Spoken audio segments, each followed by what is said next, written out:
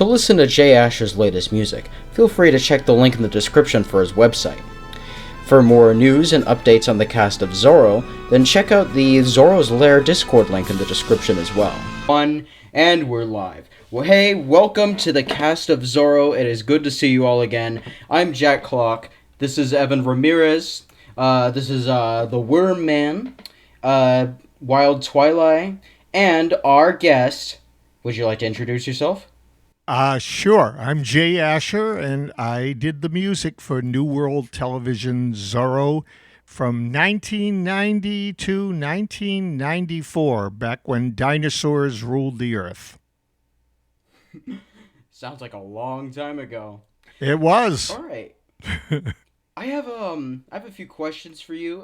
The other ones are the other ones in the podcast are free to answer to ask any questions as well. And the first one I always like to ask every guest on this show: do you have a favorite Zorro?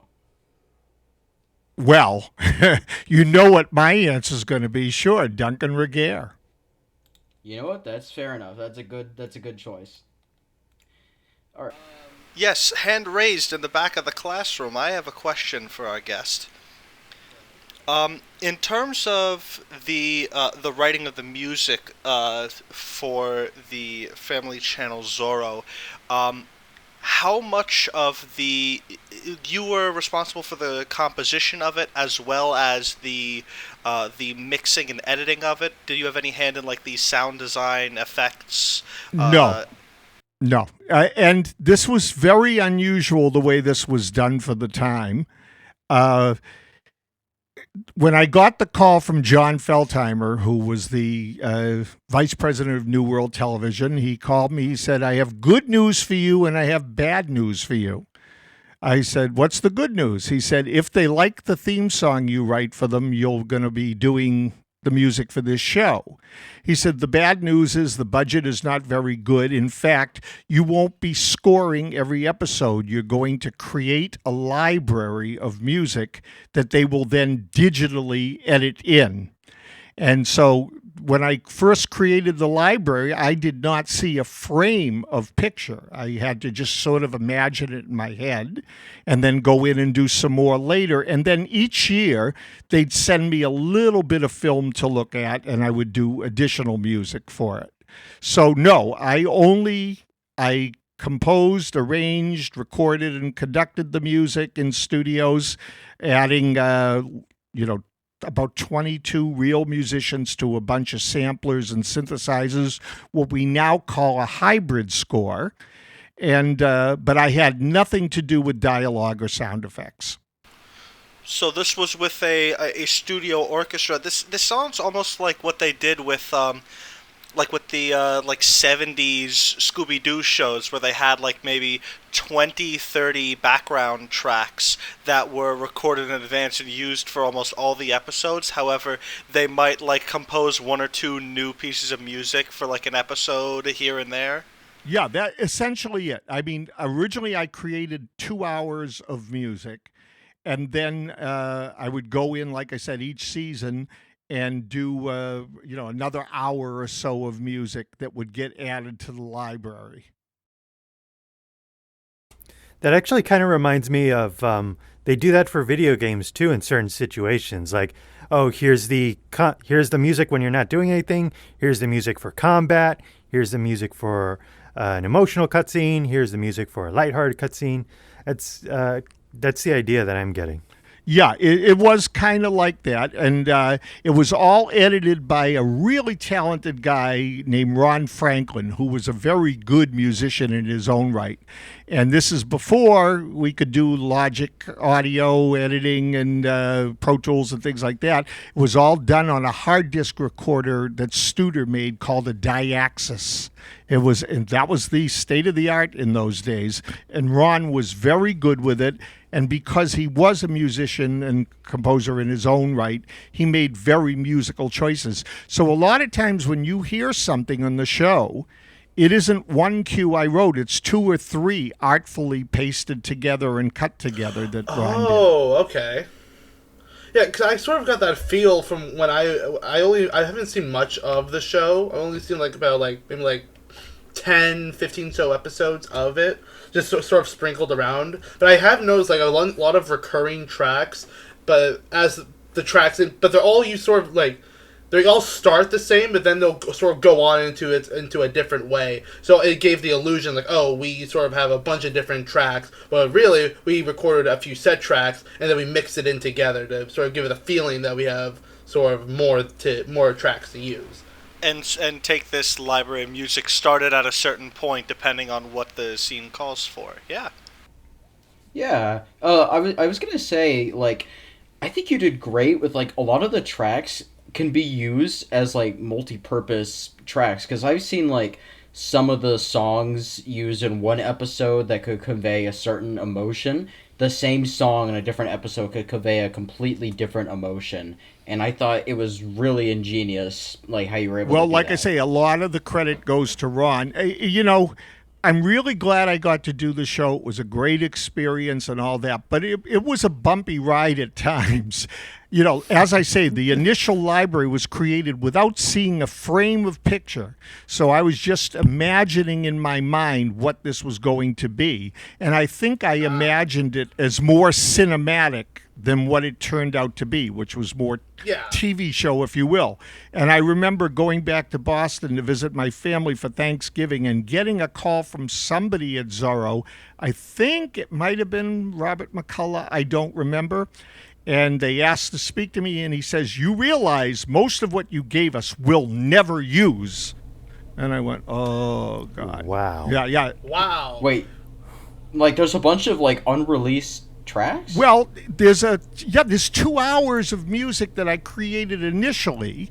Now, some of it had the orchestra, some of it was just MIDI, and I think that was his initial reaction, and it turned out not to be true. I think they ended up using a lot more of it than he thought. But I did then go back and add certain things. Had I seen the show beforehand, I would have done a lot more sword fighting music. You know. Yeah. Fair enough. Once again, I was operating in a vacuum. And by the time then the second season came, I knew what I was dealing with, and then I could tailor it more towards what the show should be. It's kind of funny though. It sounds like that you had as much of a bumpy ride making the music as the actors did acting out the scenes. It was very bumpy too. The producer, there were two producers, Gary Goodman and Barry Rosen, and Goodman was the one I mostly dealt with, and he was not a very experienced producer. And I remember he kept saying to me around the third season, "I want you to open it up more." And I'd say, "What does that mean?" Yeah, I don't know what that means. And he'd say, "I don't know, just more, different stuff." And I'd say, "Gary, I can't give you music that isn't what I see on the picture, what's on the screen." And he actually wanted to replace me. And he went to John Feldheimer and he said, "Is it okay if I replace him?" And John said no. So the final season, I think it was, it might have been actually in the middle of the third season, Goodman and Rosen decided to do a spin-off called The Three Musketeers. Oh. And they hired a composer named Vladimir Horenzi. Very good composer, by the way. But I said to Gary, "Gee, I would have thought you'd hire me. I mean, I've done good work for you. I've worked really hard. A little loyalty would have been nice." He said to me, "Well, composers to me are like flavors of ice cream. I don't see any reason not to try them all." And they ended up, it ended up the music being very similar to Zorro. And I said to Gary, "What did he do that I couldn't have done?" I said, "It's pretty similar." And he said, "Well, yeah, I know." He said, "I was kind of disappointed."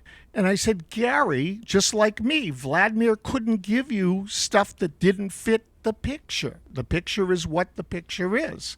And he said, "Yeah, I guess you're right." And years later, I ran into him because he worked for John Feldheimer over at Lionsgate. And he said, "Jay, I had to work with other composers to realize how great it was to work with you." And I did feel a little sense of vindication. I mean, I guess it's one of those things you have to experience, because you said at the time he was an inexperienced producer. Yeah, he'd only done one or had two little things. experience. Yeah, he'd only done one or two he didn't things. know he didn't know that, how to work with composers. Yeah. Especially since I am assuming by his comments, he's not a very musically inclined guy. I mean, No. I've been doing the last few years, I've been doing special material for Blu-rays and DVDs. And this director can tell me if he doesn't like something, exactly why he doesn't like it, what he wants. He can even cite me musical examples. Every once in a while, he'll say to me, oh, well, what you did there reminds me of composer XYZ. And I'm always amazed that, that he is that knowledgeable. And it makes a composer's job so much easier when the director or producer, whoever it is you're dealing with, is knowledgeable musically. And Gary just wasn't. Hey, I have. I was gonna say, I was sorry, gonna say, yeah. It seems like it's a lot easier to work with people that know what to talk about rather than them just saying, "Oh, can you just open it up more?" Like, yeah, I honestly didn't. What does that even mean? Yeah, it sounds like you should have just opened it up. I think he wanted a more variety in the type of music and stuff. But once again, if you're composing the picture, it's you're kind of constrained by what it is. This is it's Zorro for crying out loud. I can't treat it like it's Raging Bull. I know you can't put an electric guitar lick or some kind of futuristic EDM sound for Zorro that takes place, in old Spanish California. And yet I did for the theme song, particularly the end credits. All right. I do have another question for you. So we've been talking a lot about your music, but would you like to tell us anything about yourself? Oh. What you do, what you've done previously. Well, like I was born and raised in Boston. I went to Boston Conservatory, but I always knew I was going to enter the pop world, and I came out here to L.A. because I wanted to be Randy Newman or Burt Bacharach. I wanted to make records, and I wanted to write songs, and I wanted to get record contracts and also score for picture, and I wanted to do everything. And I did have a fair amount of success as a songwriter, not big hits, but I had a lot of songs recorded. I wrote with the late Paul Jabara, who wrote Last Dance and It's Raining Men. And we had a song on Julio Iglesias' first English album, which sold 5 million copies. And I've had songs recorded by Whitney Houston and Donna Summer and people like that. But I never was able, I came close a bunch of times. As a singer-songwriter, I was never able to get a record deal. I finally put out my own CD about 4 years ago just because that's what I came here thinking I was going to do. But I also worked as a musical director for people. I worked playing piano on jingles. I did orchestration and arranging for other composers. And then because of Zorro, I learned to use a computer to create music and print out scores and all that, thinking that I was going to hate it and that I was going to suck at it. And I wasn't brilliant at it or anything, but I found it interesting and I got good. And now I've been a Logic Pro certified trainer. I've written 4 books about Logic Pro. And I help a lot of famous people with Logic, like Steve Porcaro from Toto and Alex Van Halen. And I've helped Christopher Guest. A lot of people, who are pretty. So I'm like the Logic Pro guru guy, and I never saw that coming. So it's been interesting. I mean, I've done lots and lots and lots of different things in my career, and every time I thought, okay, this is what I am Jay Asher, and I am this. Those doors would start to close and other doors would open, and now all of a sudden I was Jay Asher and I do this. So I'm just grateful that I've gotten to do so many different things. And I gotta say, I am very grateful that you learned Logic Pro, because you're probably one of our first guests that did not give us a million headaches when it comes to recording software. I think you were the only one that I can think of at the top of my head that had did not have to relearn how to press a record button or what like software to use. You're like, okay, Well, we've also had a lot of. You have to give some. You have to relax a little because we've had a lot of writers and That's and true. other Yeah. people who are less involved in the production and more in the overall like creative side. creation of the story. I'm Not to not say trying- composition is away from the creative side of it, but I actually have a question of my own. Does having the tools besides just making it easier to have like a varied sound library for any kind of project, are there any other benefits that you say it maybe it enables you to be a little bit more dynamic with some of your work to have logic and tools like that? For instance, taking how difficult or bumpy it may have been to write a lot of the music for Zorro. What about some of like your newer stuff? How does it compare to like creating the Suburban Nightmare of Vivarium? The good news is that, if I can conceive it, I can achieve it, pretty much. Because of the tools are so good and I know how to use them. The bad news is I don't get budgets anymore where I can have real musicians. And let's take an example for drums, okay? My dad was a drummer. I've worked with drummers all my life. I know what a drummer plays, and if I program drums, playing them in Logic, they sound pretty good and they sound pretty real. But I don't have the same relationship with the instrument that a real drummer has. And my things are going to be more the obvious things, where that really good drummer will come up with something just a little different that wouldn't occur to me because I'm not a drummer. I'm just a guy who understands drums. So when I did my CD, this was what we call a vanity project. I knew I would sell tens of them.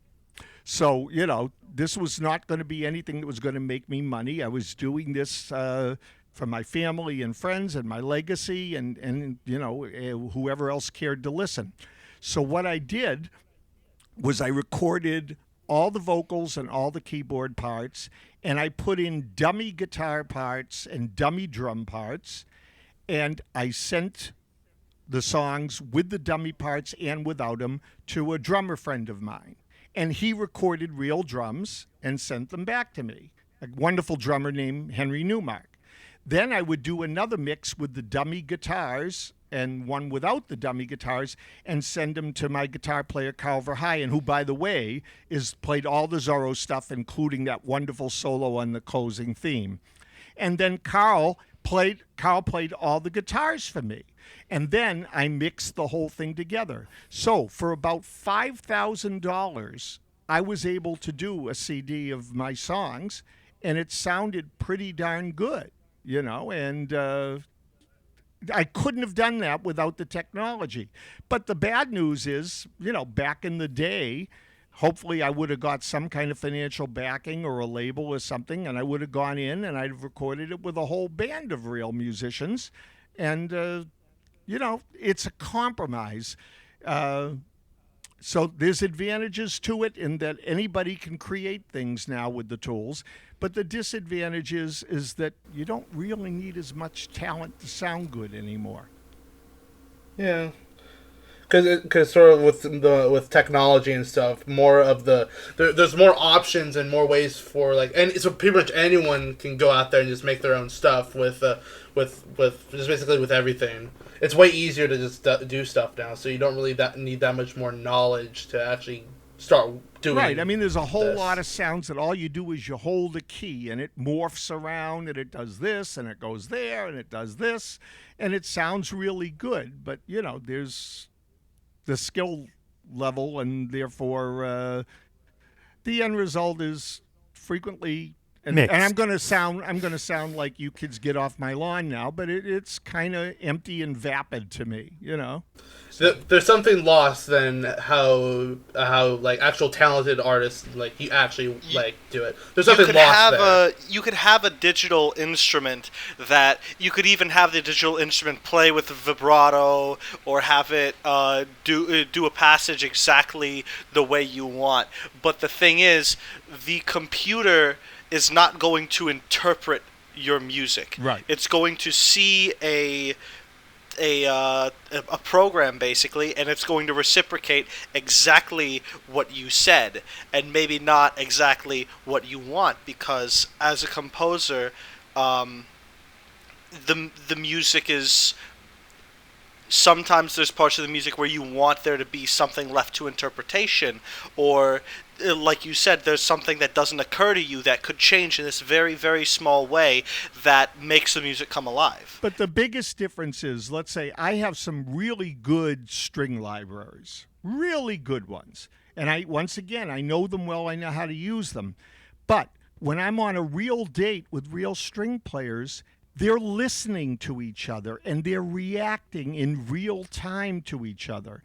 And a sample is just a digital snapshot. It's just a bunch of zeros and ones. It's all binary code. Everything we see on the computer, it's just a bunch of zeros and ones. So it can't listen to the other string library and adapt. And listen and say, oh, he's doing a down bow there. I'll do an up bow because it'll make it sound like the long held note isn't breaking. It just, you can't replace human beings. When I listen to music composed with AI right now, which is, granted it's in its infancy, but good Lord, it's awful. It's just dreadful. Yeah.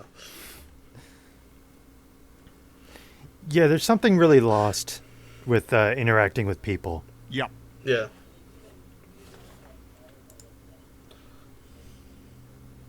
Yeah. It's just sound. It's literally just sound. You listen with synthesizers, what like Vangelis would do in real time. And the guy was so freaking brilliant. And, you could have given all those same keyboards to somebody else. There's a guy named Michael Whalen now who's doing absolutely wonderful electronic synthesizer-based stuff. But, Michael is a terrific musician, and he's a terrific composer. And, his stuff shows that. It's not sounding like some kid banging away on the same instruments. I mean, I think to me, it's more like when you go, the human brain is going to be trained to it eventually. Like you go to a movie and you see it with all the CGI and special effects, and you're going to point to it and say, hey, that's CGI. That thing isn't really there. It's going to be the same when you listen to music, made digitally, that you're going to be like, oh, yes, I hear the guitar, but that guitar is not really there. Yeah, it is, but most people aren't going to be sophisticated enough to know the difference. I mean, it's so ironic. We're in an era now where all the singers use auto-tune or some kind of thing. And even ones who sing perfectly in tune are doing it because there's a character that it gives the sound that people are now conditioned to like. So you have the phenomenon of a perfectly in tune singer using auto-tune. Ridiculous. It is what it is. Think. Yep. I did have another question for you that I wanted to ask. Out of all of the pieces of soundtrack that you helped make for the Family Channel New World Zorro show, which one's your favorite? Oh, jeez. Here's the thing, and I'm on this Facebook page called From Out of the Night, which obviously comes from the lyric, and hey, that's where I found you. They're all obsessed with it, and they'll say, oh, well, Jay, what did you do when this happened in an episode?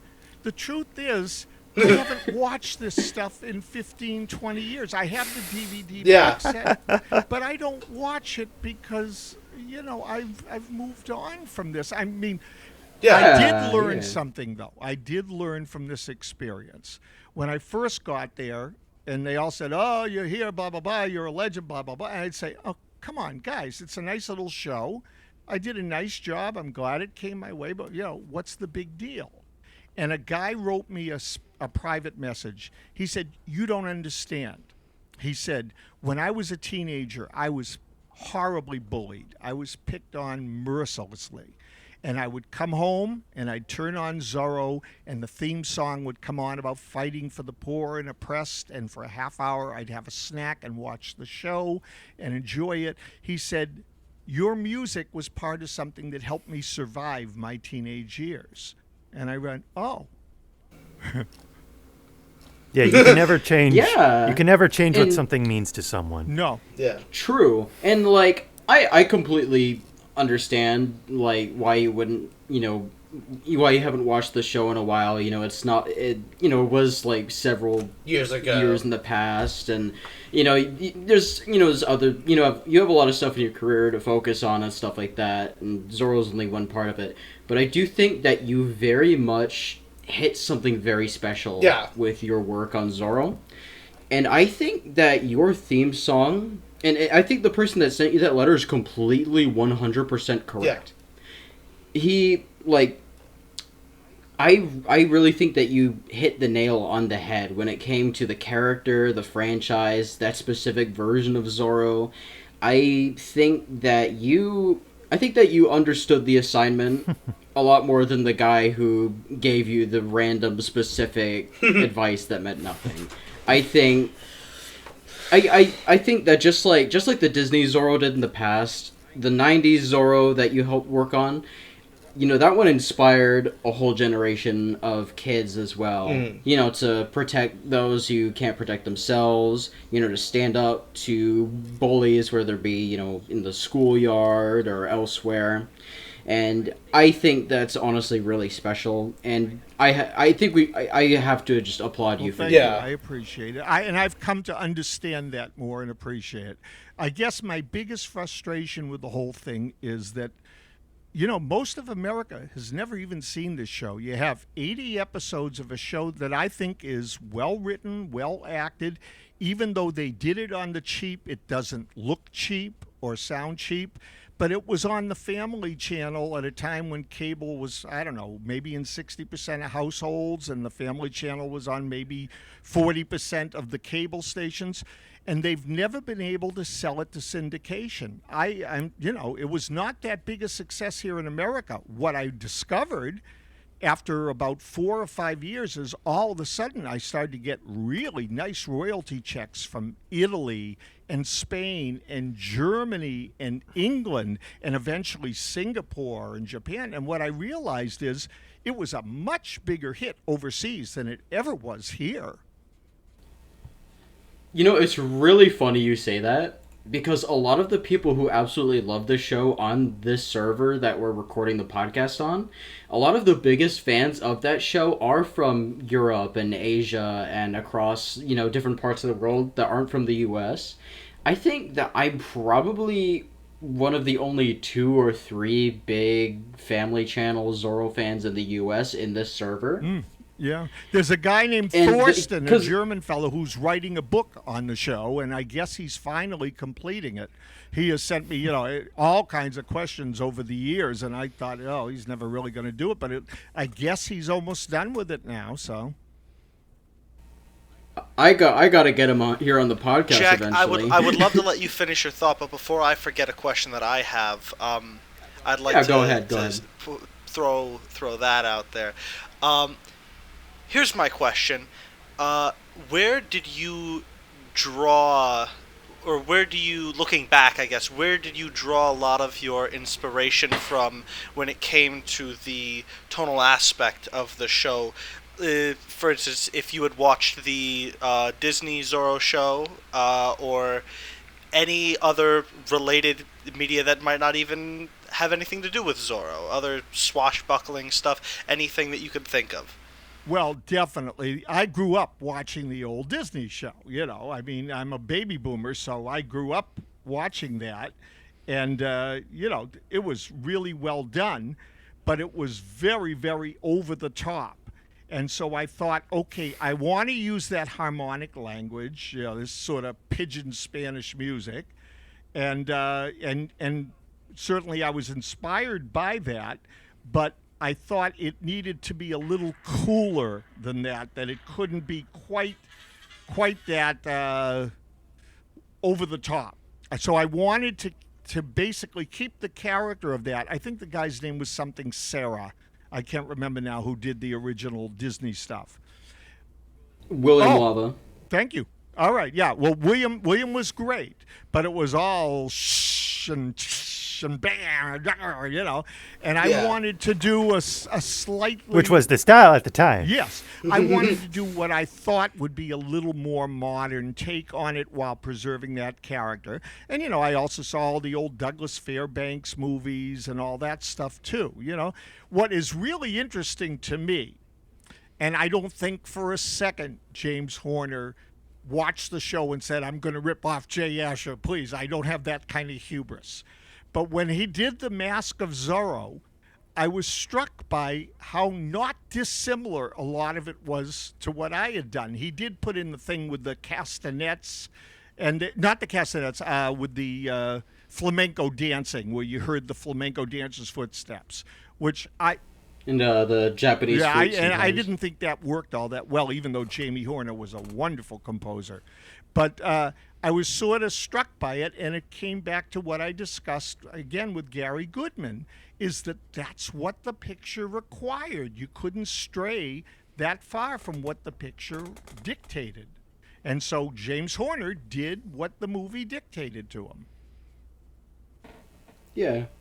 Yeah, I was going to say there is a lot of shared thematic language with Disney Zorro, Family Channel Zorro, and Mask of Zorro. Now that I think of it, it's kind of funny because I always kind of thought in my head that the '90s Family Channel Zorro show, it's like if you took it's like the William Lava soundtrack's cooler grandson. It's something like that. Although it is a far cry from like a lot of the silent film soundtracks. Because I guess those weren't as much. Some of them had orchestras. I think there's a few of them where like most silent films maybe only had like a piano and a few other accompanying instruments. Sometimes just an organ. Yeah. The Mark of Zorro, it mostly used an organ. Sometimes like a piano. It had a little bit of sound effects as well, but it was mostly just the music of the organ. Yeah. Mortimer Wilson, that's the 1920 one. Yeah. Yeah. Oh, there's a few different soundtracks of the Mark of Zorro 1920, but he did do one of them. There's another one that's an organ. There's another one that's like a violin. And then there's Don Q's Son of Zorro, which literally just takes other pieces of classical music and pastes it onto the movie. Oh, by the way, if you want to know the thing I'm most happy with of all is when we did The Legend Begins. Because there I did get to write more of the music to the picture, like the scene where near the beginning where you see the ship traveling across the ocean. Oh, yeah! And at the end... Yeah, that was a good set of episodes. And at the end where the fight's going on in the Pueblo, that I actually was able to somewhat score. And so for me, that was emotionally a lot more satisfying. And as a result, a lot of the music that is in The Legend That Begins is my favorite stuff from the show. All right, yeah, all right. That I guess that that's a good answer to the question. Speaking of questions, does anyone have anything else before? I do. Yes. So, Speak I mainly know you from Zorro, obviously. But what other like projects or like other stuff have you worked on since then? Well, like I said, I had songs recorded by a lot of people. I did an NBC movie of the week called Fugitive Nights. I did the orchestration of the strings and conducted for a miniseries called JFK Reckless Youth. I mean, just go to my website, www.jasher.com, and you'll see the things I've done. And if if you really, really, really, really want to make me happy because you love me, for crying out loud, Yes. my album, Honestly, it's called Honestly. If you know what, if you listen to my album, that would make me happy. One of the things that frustrates me, and I do complain about it on From Out of the Night. I say, you guys say you love me, and you can't even take, spend $9.95 to listen to what I'm passionate about now. I mean, it's 10 Well, yeah, songs, it's 34 yeah. minutes, it's up on YouTube Music. Yeah. Well, don't tell anyone on that group I said this, but a lot of people in Zorro Facebook groups are kind of finicky. I guess that makes sense. Like, Yeah. I wouldn't say they're bad people. No, not at all. Like, majority of the experience they had are pretty positive, but a lot of them don't seem to know how to navigate Websites. Zorro related stuff outside of the just watching the stuff in general. Yeah. But I will provide links to your Thank you. website, to your music. And make sure Yeah, it's I'll his go take a listen website to and it. not Jay Asher, the author of 13 Reasons Oh, Why. Yeah. I'll tell you funny. Yeah, of course. Obviously. I can imagine that's painful. No, not for at you. all. Not at all. I mean, it's funny. We actually came into contact with each other, and Really? he was. Oh, thank you. There it is. He was super Yeah. nice to me. I contacted him. And I said, Jay. I said, I have reason to believe that there were a lot of checks that were really meant for me that have probably come to you. And he just laughed and he said, "Yeah, I'll mail those right out, Jay." And he had a blog. He had a blog, and he said, I had contact with another Jay Asher. He said he's a composer. He said he's a really cool guy, and I almost said to him, what we should do is we should do some project where you write it and it's, a Jay Asher film, and the music is by Jay Asher, but that's me. Yeah. I And don't. then the be audience really will be funny. really confused. Like, wow, this one Jay Asher guy does everything. Yeah, Man, exactly. he's a menace. Here's What can't they Renaissance do? man. what frustrates me is, if you type in Jay Asher in Google, obviously he's going to come up as well. He should. If you put composer Jay Asher, I come up, but sometimes with his picture.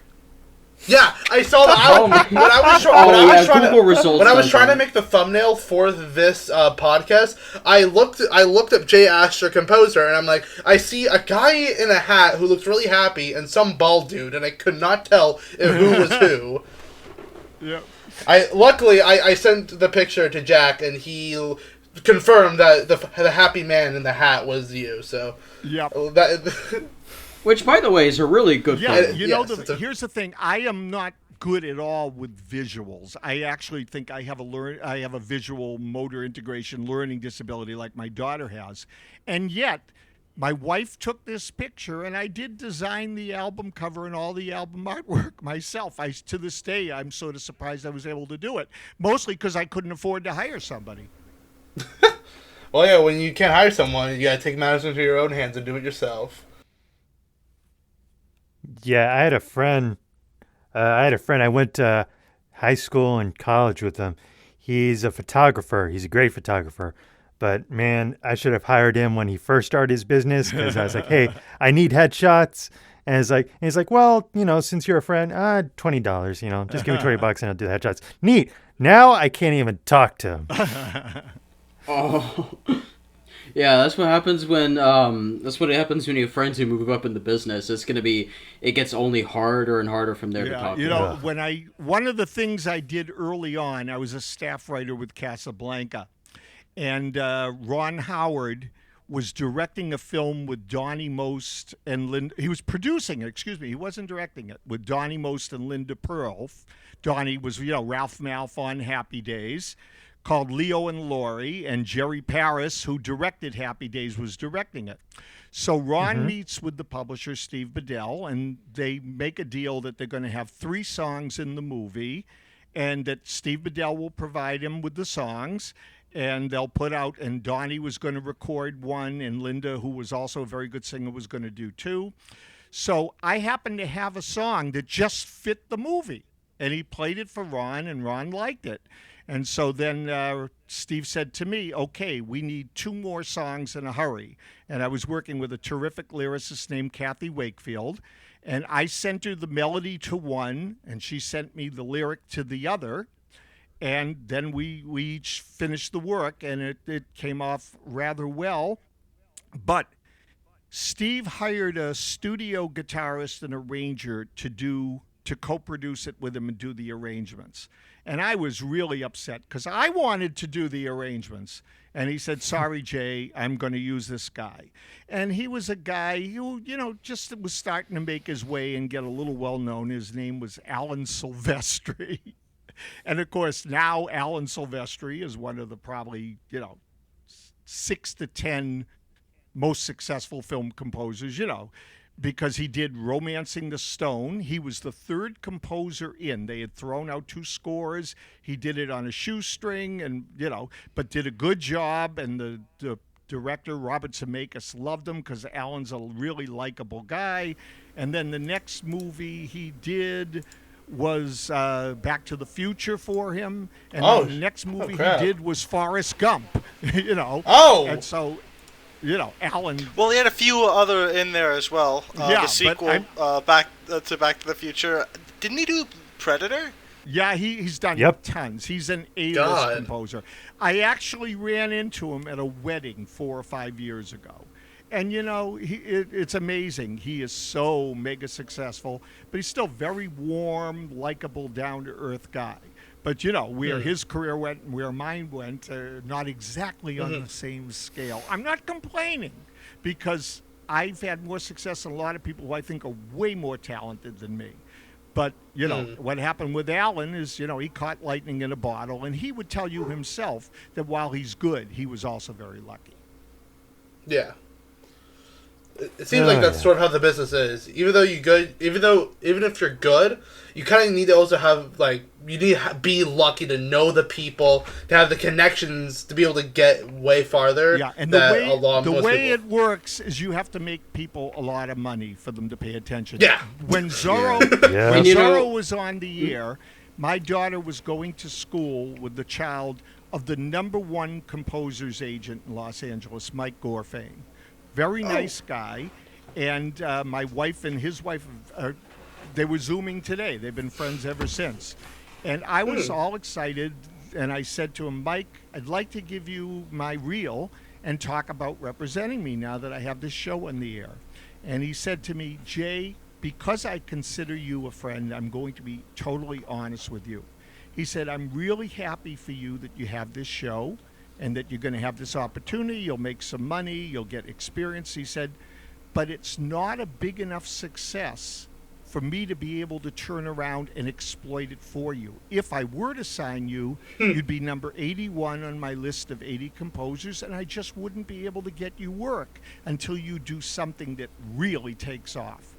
That's the whole business in a nutshell. If Romancing the Stone bombed, maybe Alan doesn't get where Alan gets. Maybe he does, because he's good. Yeah. But maybe he doesn't. He was lucky. He caught lightning in a bottle there.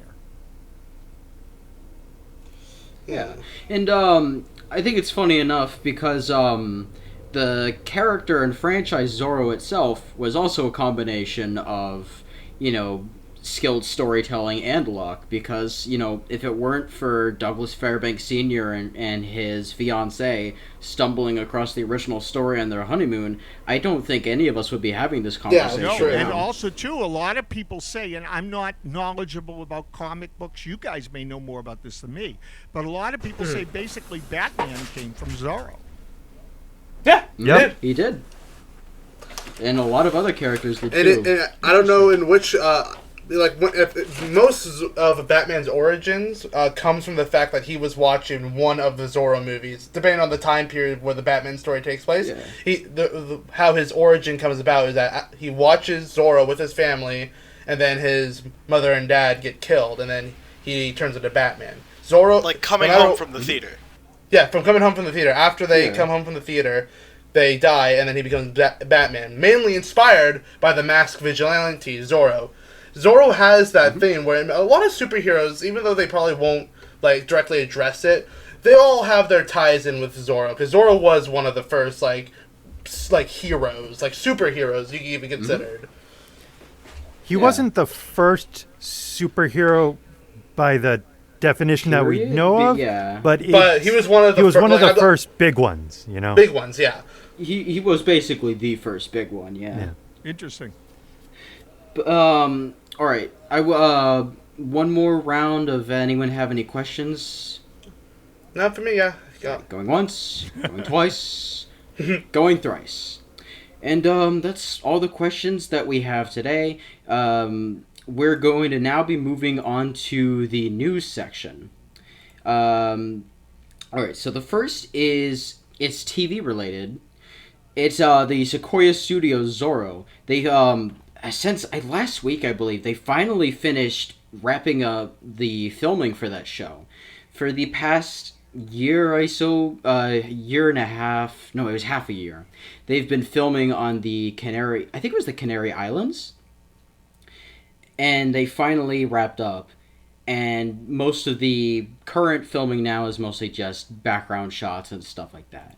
So now we're going to farewell, Mr. Escher. It's been good talking to you. I'm a big fan of your music, and my mom's also a big fan of your music. She wanted to have me say that, Thank you very much. I appreciate it.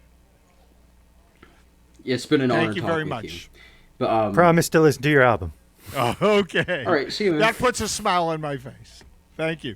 I got it up on YouTube Music right now. You too. Bye-bye, everybody. All right, have a good day.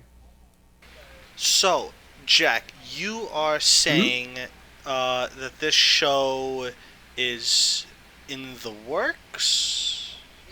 It's essentially, it's in, I'm pretty sure they're in the editing phase now that they finished, they wrapped up all the shooting and stuff Yeah, like they that. probably have to enter post-production. Yeah. It's the show that's starring Miguel Bernardo, and it's gonna be like a telenovela. It's gonna be internationally shipped everywhere across the U.S. and across pretty much all of Latin America and Spain, and it's gonna be on Amazon Prime. It looks really exciting from what people have leaked out, some of the background footage and stuff like that. We haven't seen anything of Miguel as Zorro yet, or any of the action, but we've seen a lot of the sets and stuff like that. So, we've seen a big hypothetical, yeah? Imagine this chain of events as a possible future in a timeline of a multiverse or whatever. The show released Amazon Prime, absolute success when it starts. Topping stuff like it is a cult classic out the gate. Netflix picks it up. This show is gaining steam. The next show that comes out, also big hit, right on the table. Big hits right on the table, right? You got those two, bang. What's created off of that? A renaissance. A renaissance. Where do people flock to talk about this renaissance? Right here. Places, but one of them's right here, baby. Right. Now imagine True. that impossible scenario. Imagine how many things have to go right for that to happen. Now let's put this on. Let's take off let's take the jack out of the back of our heads, right? Let's remove that aux cord from our heads, and let's get into what we know about this show, right? It seems like the star power on it is, I like the main actor as much as the next guy, but this is, if nothing else, going to go down as an indie movie. Or a show. Yeah, it's a show, it's not a movie. Yeah. Sorry. You understand what I'm saying, right? I do understand what you're saying. Oh, it's not going to be a huge hit. The Family Channel Zorro, as we just heard, not a big budget on that thing, but it doesn't need to have a big budget to be successful. But imagine if it was successful, particularly in the United States. That's, I think, because that's where the spot is. That's the untapped market, which is ironic considering is where the originals are Considering, from. yeah, And that considering the we reach invented the Zorro. reach for a lot of these movies has hit China more than it's hit us, surprisingly. Yeah. But yeah, I am looking forward to this show. But like the Yeah. last podcast where we brought this up, I don't want to say anything until we Overhype get it. True. I'm more commenting on what we've seen and heard so far, and they seem to have decently lofty goals of appealing to both a U.S. and Latin American audience. So we'll only see what happens, but hopefully they'll have some good advertising. I think that's pretty much it, though. That's all the news that's there. But there is one more piece of Zorro news I'd like to talk about. It's in the realm of comics.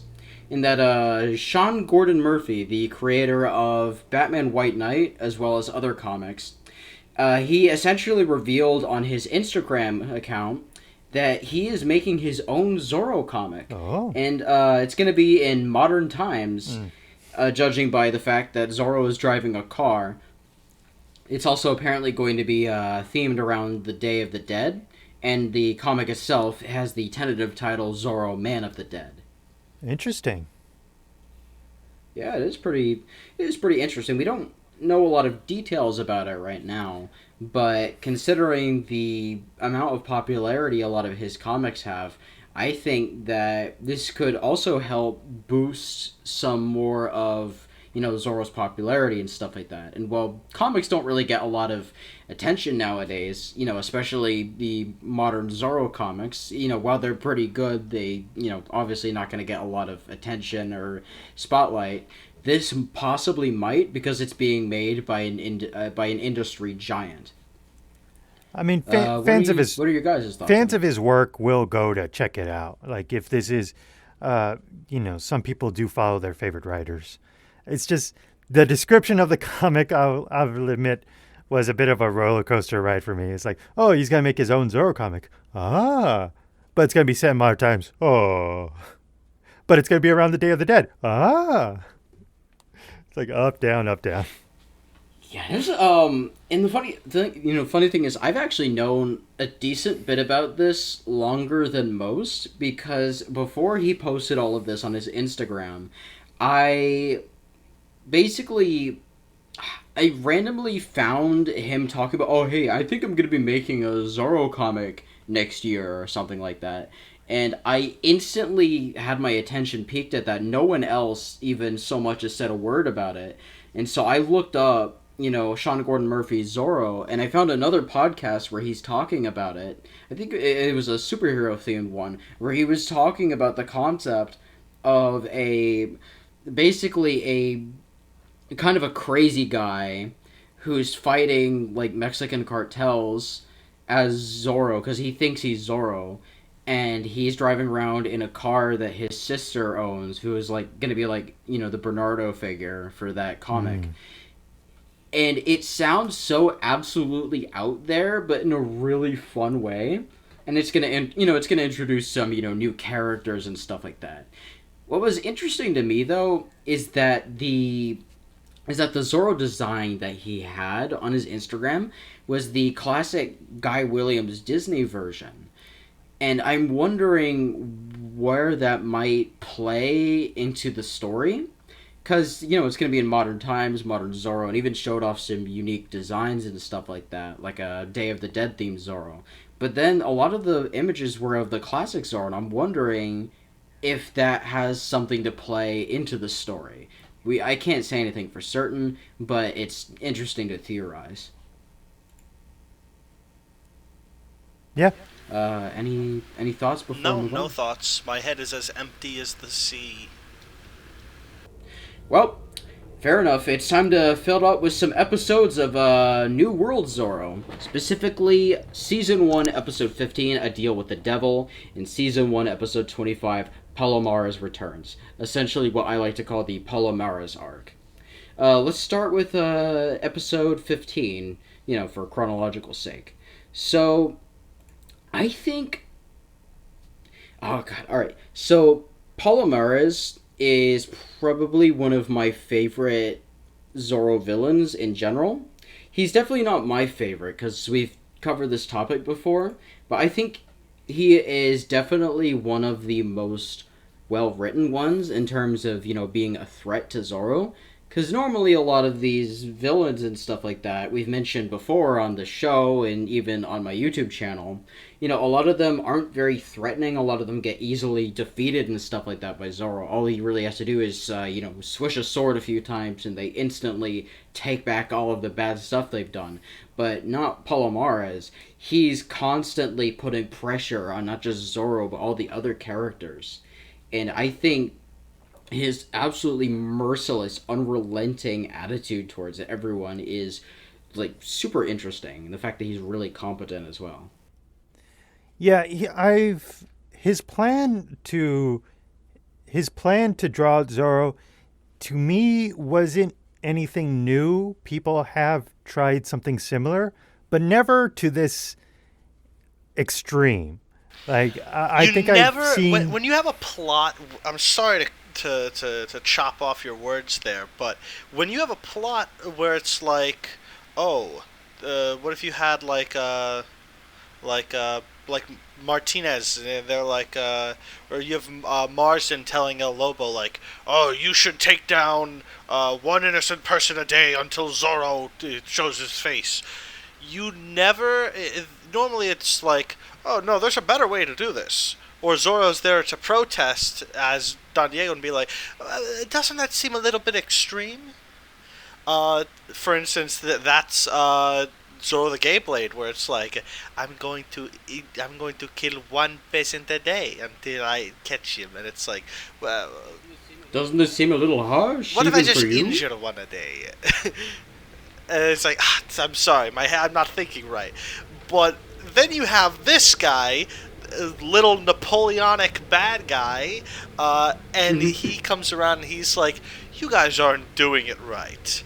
Allow me. And just magnificent bastards his way across the whole arc, really. And like, I'm going to, like, you say you're gonna actually, like, kill someone? I'm gonna kill someone once every day until Zorro shows up. And guess what? If Zorro never shows up, we'll have to bring some more people to this town.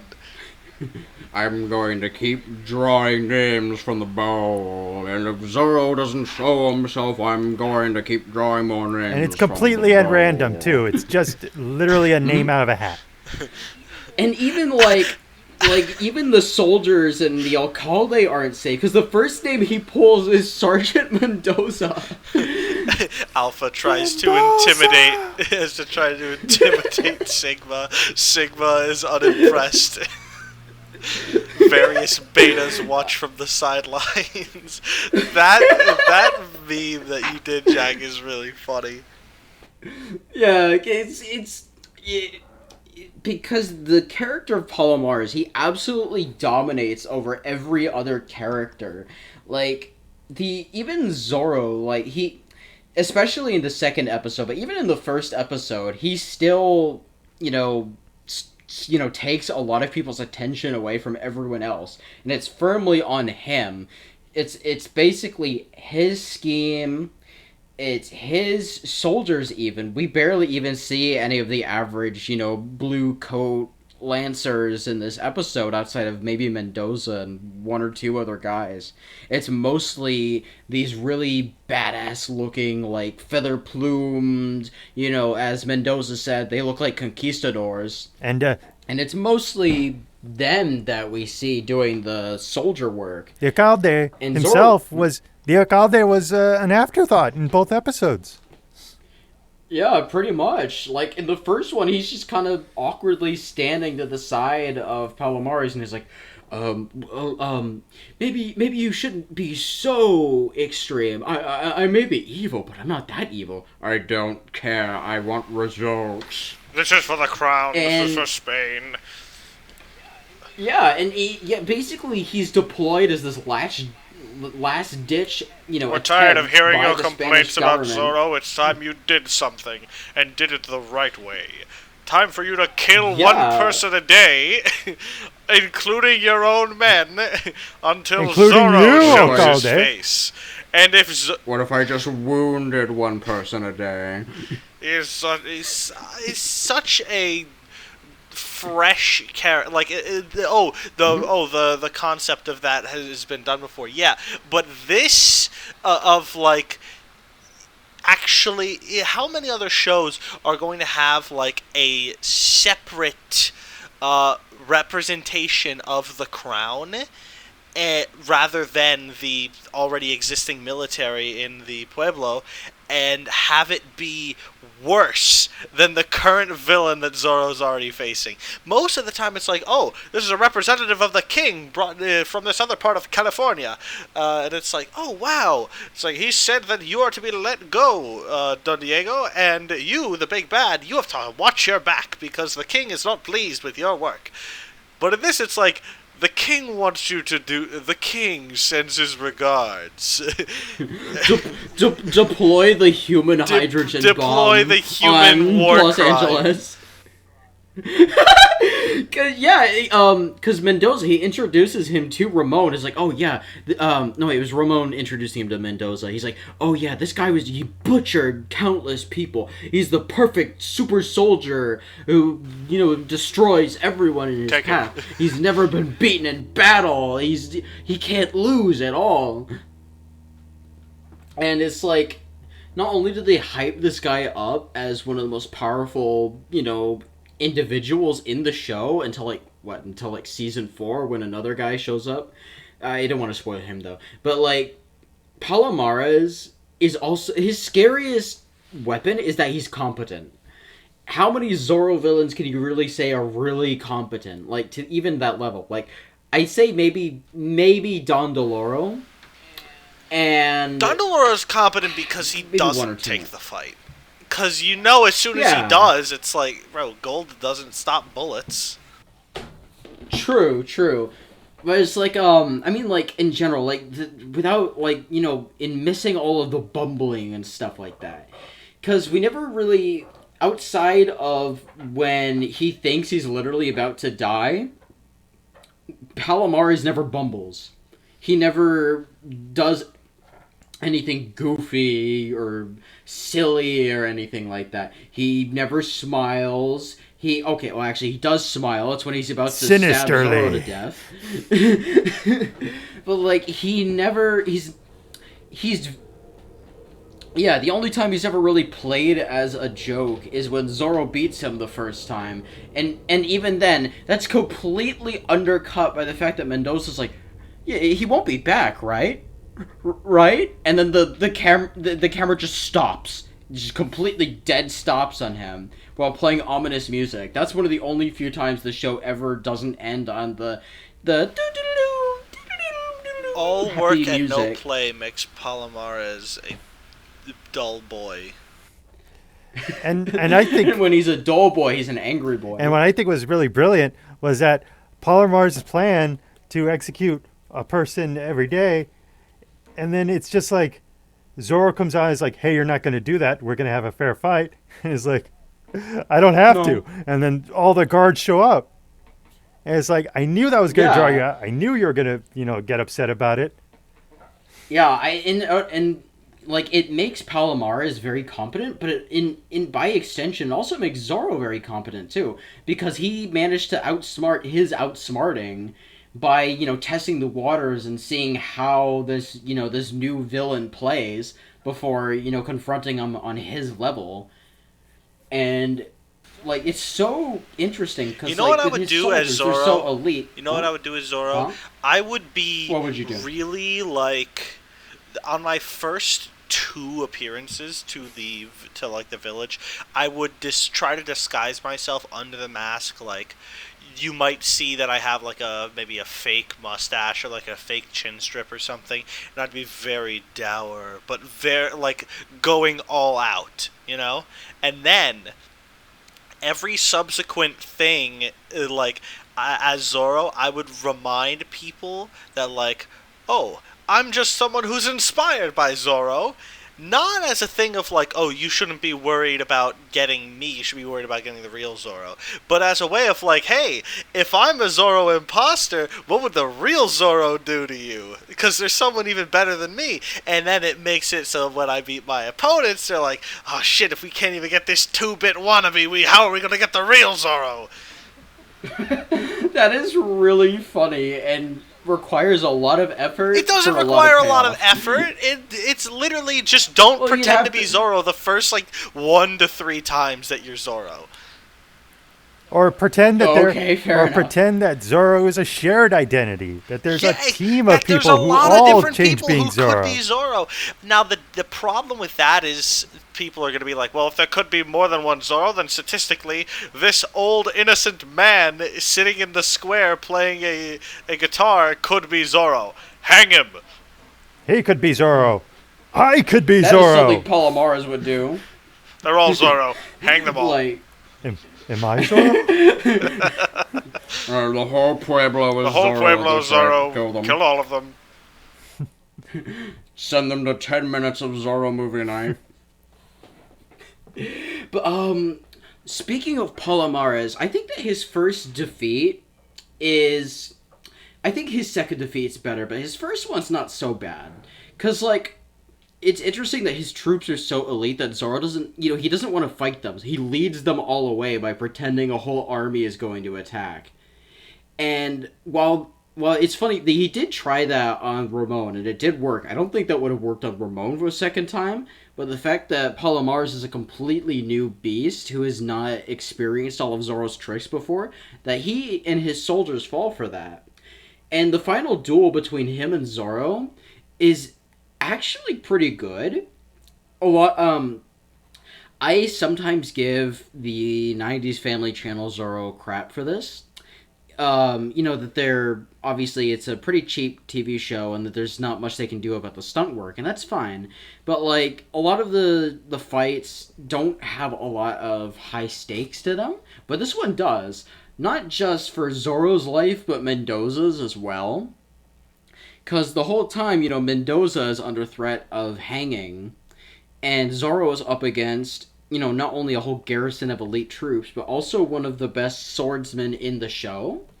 I think there's 1 or 2 other characters that could compete with him, but they didn't exist by the time, season 1 was going on, so it was just Palomares.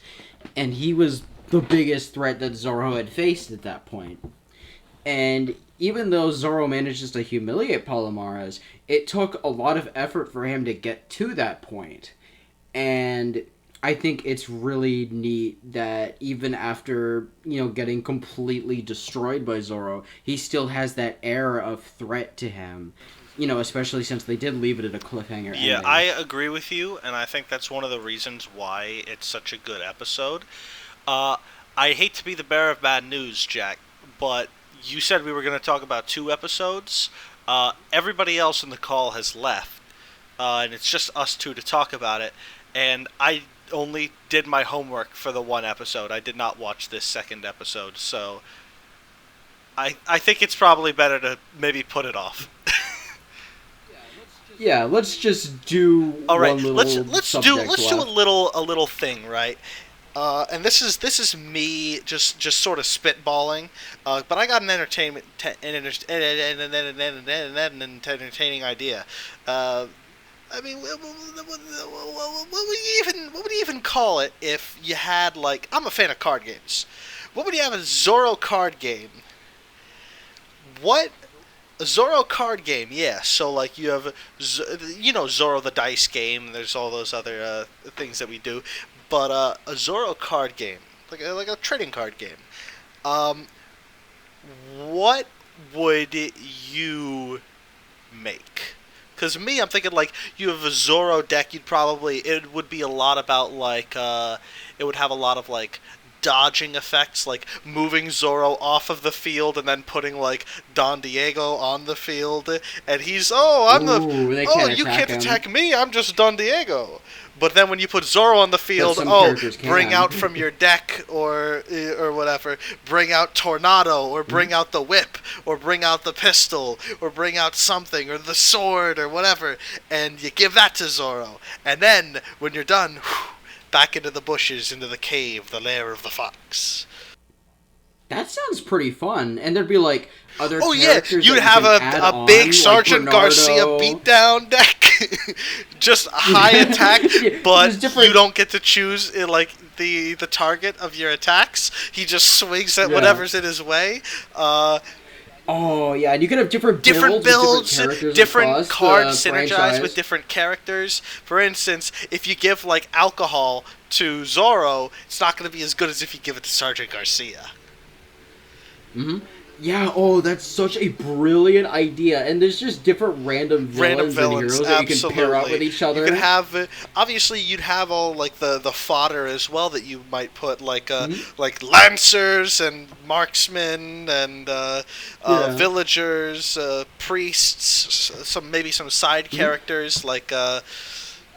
Like imagine like though, like you could pair up like Colonel Palomares. Oh, absolutely. From the show we were just talking about with like Monasterio from Disney Zorro, and their stats could pair up like decently, and you could use that as a there'd be decent build synergies. and There'd stuff also like be that. cards that have like no synergy. Like if you try to put Palomares with like a priest deck, Paco from like Gablewood. a priest deck, you have a bunch of priests from different TV shows and movies.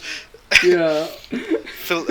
Padre Felipe and Palomares control burn deck. It's a meta build. Oh my They banned it in tournaments. they limited Palomares to one. You can't have more than one copy of him in any deck anymore. He's too good. Yeah, That's my $1 million idea, the golden arrow isn't allowed in this tournament. I'm sorry. I'm sorry. You're playing Golden Arrow Stun deck. We're gonna have to ban you from this tournament.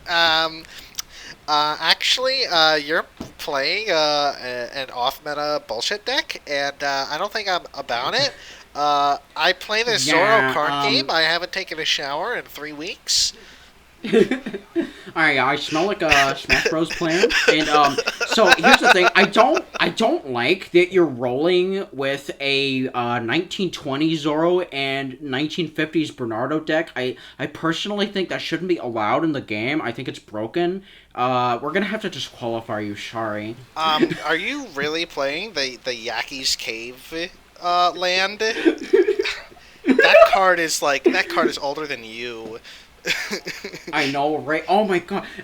He's even putting El Lobo in there. Doesn't he know that El Lobo isn't allowed in the Yaki An Enforcer Equip deck. Oh, so original. Oh wow! All the other players totally don't run that. Oh my. That is a really funny idea. Yeah, that's my $1 Alright, million idea, just to close things off. Yeah, I think we'll leave it at that here since everyone else, they got stuff to do. But, it was great talking I had with you so again. much fun with our guests. Like, obviously, this is just us, and this is in the podcast, but, like, me, and I do a lot of composition. I'm, like, an aspiring composer, and so for him, I wouldn't exactly say, like an icon or an idol, but definitely, like, a role model. Someone to look up to. It's more of a goal to get to a certain point where like your work is well respected, even by a small community of people. I think that's it's a good bar for me to aim for. Oh yeah, especially. And I honestly wanted to let you and some of the others, talk with him the most. For a few reasons. One, I already talked to Mr. Asher before. We got to know each other and I was talking to him and stuff, but I wanted you guys to talk to him as well. I wanted you guys to get to know him. Number two, I'm not very good at music or understanding music, and I know there's multiple people here who are good with music. And I wanted you guys to, I figured you guys would get the most out of asking him questions and stuff like that. And number three, we have a new person on the podcast now, Wild Twilight. It was amazing having you on here, in case you're watching right now. Yeah, man. You did great. For sure. And I think that's going to wrap this up. Remember, check out the album. Should be in the description. In the description, And, as well as the Zorro Discord server. We're trying to make this more of an episodic thing, so check back in with us next week, and maybe we'll have another episode of this whole rigor mortis type thing. Yeah, but it's been fun. All right, signing off from the cast of Zorro. I'm Jack Clock. Man. And see you around, folks. See you around.